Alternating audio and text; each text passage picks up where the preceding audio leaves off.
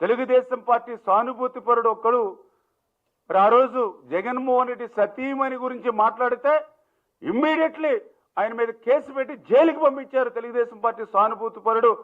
మరి ఏదైతే social media activist అని కూడా మరి చూడకుండా ఆ రోజు చంద్రబాబు నాయుడు గారు జైలుకి పంపించారు. మరి అదే పని ఇవాళ జగన్మోహన్ రెడ్డి ఆ అంబటి రాంబాబు విషయంలో ఎందుకు చేయలేకపోయారు అంటే జగన్మోహన్ రెడ్డి సైకిల్లోనే అంబటి రాంబాబు మాట్లాడినటువంటి పరిస్థితి, జగన్మోహన్ రెడ్డి డైరెక్షన్లోనే అంబటి రాంబాబు మాట్లాడినటువంటి పరిస్థితి.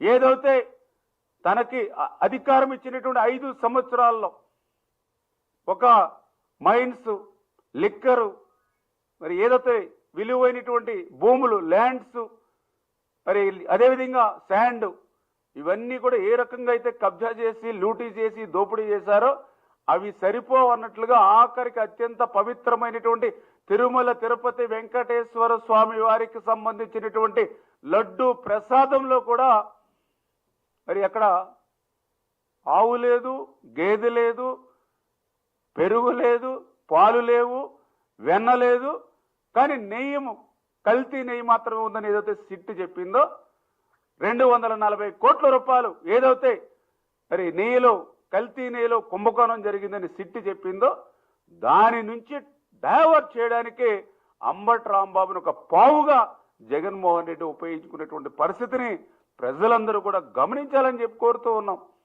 మీకు ధైర్యం ఉంటే సమాధానం చెప్పండి. ఈవేళ నెయ్యి కావాలంటే వెన్న ఉండాలి, వెన్న కావాలంటే పెరుగు ఉండాలి, పెరుగు కావాలంటే పాలు ఉండాలి, పాలు కావాలంటే అక్కడ ఆవు ఉండాలి, గేదె ఉండాలి. ఎక్కడున్నాయండి ఇవన్నీ? మరి ఇవన్నీ ఏమీ లేకుండా నెయ్యి మాత్రం వచ్చిందంటున్నారు. అంటే మీరు ఎక్కడి నుంచి తయారు చేశారు ఈ నెయ్యిని? ఇది కల్తీ అని క్లియర్గా చిట్టిస్తే దాని నుంచి డైవర్ట్ చేసుకోవడానికి అంబటి రాంబాబును ఒక పావుగా ఆయన బలి చేశాడు ఈవేళ జగన్మోహన్ రెడ్డి. అంచేత ఈవేళ ఎంతో కొంత ఎవరైనా ఒకరే ఇద్దరు అంబటి సానుభూతి పరులున్నా, అంబటి కుటుంబ సభ్యులు ఎవరైనా ఉంటే జగన్మోహన్ రెడ్డి మీద ధ్వజమెత్తాలి. అంతే తప్ప పాపం ఇటువంటి వాళ్ళని అమాయకులుగా చిత్రీకరించి ఈ రకంగా మరి కక్షలు పంపించేటువంటి విధంగా, వర్గాల మధ్య కులాల మధ్య వైషమ్యాలు సృష్టించేటువంటి విధంగా మరి ఈరోజు వైఎస్ఆర్సీపీ పార్టీ పనిచేస్తున్న విషయాన్ని కూడా సందర్భంగా ఆ రోజు కూడా జగన్మోహన్ రెడ్డి వారించాల అసెంబ్లీలో. నేను కూడా ఆ రోజు అసెంబ్లీలో ఉన్న ఎమ్మెల్యేగా.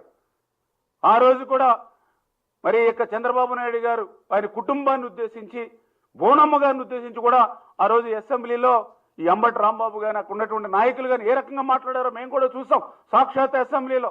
ఆ రోజు కూడా జగన్మోహన్ రెడ్డి ముఖ్యమంత్రి స్థాయిలో ఉండి కనీసం ఇది తప్పు, ఇట్లా ఉండకూడదని మాట కనీసం ఆయన ఊటంట మాట రాల. ఈ రోజు కూడా సంఘటన జరిగింది, జరిగిన వెంటనే ఆయన తప్పు చేశాం క్షమాపణలు అని చెప్పుకుంటే జగన్మోహన్ రెడ్డి అంబటి రాంబాబు మీద చర్యలు తీసుకుని ఉంటే అసలు ఇటువంటి పరిస్థితులకి తావులేనిటువంటి పరిస్థితి. అంటే వాళ్లే ఇష్యూని క్రియేట్ చేస్తారు, వాళ్లే ఇష్యూని మరి ఏదైతే కక్షలు కేసులు పెంచి వైషమ్యాలు సృష్టించేటువంటి పరిస్థితి. అంటే ఈ రకంగా ఆంధ్రప్రదేశ్ రాష్ట్రంలో గత 18-20 నెలల నుంచి ఒక అభివృద్ధి, ఒక సంక్షేమం ఈవేళ ఈ ప్రభుత్వం తీసుకెళ్తూ ఉంటే వాటి నుంచి దృష్టి మరల్చేటువంటి విధంగానే మరి వీరు చేసేటువంటి ప్రయత్నాల్ని ఈవేళ కూడా మాట్లాడుతున్నారు కొంతమంది. జోగి రమేష్ గారి గురించి, అంబటి గురించి. మరి జోగి రమేష్ గారు సరే మొన్న కూడా ఆయన జైలు నుంచి వచ్చిన తర్వాత కూడా ఏ రకంగా మాట్లాడారో సభ్య సమాజం చూశారు. లోకేష్ గారిని ఉద్దేశించి ఎంత దుర్మార్గంగా మాట్లాడితే మహిళలు ఇతను జైల్లో ఉన్నా కూడా ఇతను బుద్ధి ఏమీ